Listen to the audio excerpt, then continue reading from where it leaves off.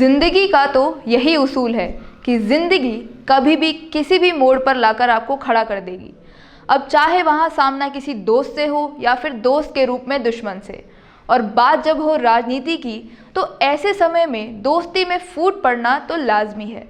और ऐसा ही कुछ हुआ एमपी में, जहाँ एक दोस्त की दोस्त से भिड़ंत हुई। नमस्कार, आप देखना शुरू कर चुके हैं राजस्थान संवाद और मैं हूँ आपके साथ सुषमा चौधरी। भारत के कई इलाकों में चुनावों को लेकर काफ़ी जोश देखने को मिल रहा है।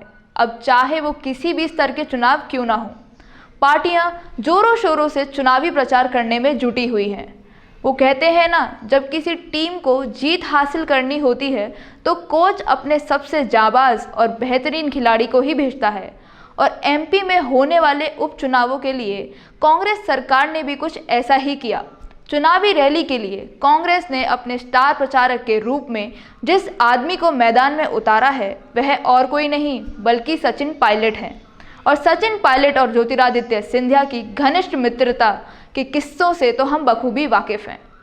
अब ऐसे में दोनों ही अपनी अपनी पार्टी का प्रचार कर रहे हैं, तो इसका मतलब यही हुआ कि आज राजनीति के कारण दोनों दोस्त एक दूसरे के खिलाफ नारेबाजी करते नजर आएंगे।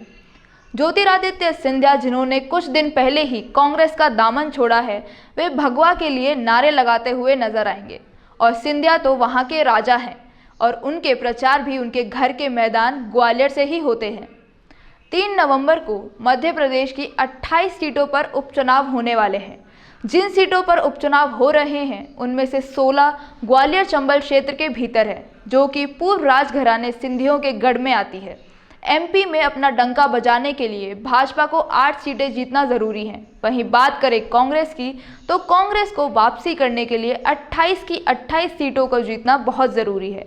ये बात तो किसी से नहीं छिपी है कि कैसे सिंधिया ने कांग्रेस का हाथ छोड़कर भाजपा का दामन थाम लिया। और पायलट भी कुछ ऐसा ही करने जा रहे थे, पर सीएम अशोक गहलोत ने परिस्थिति को संभाल लिया।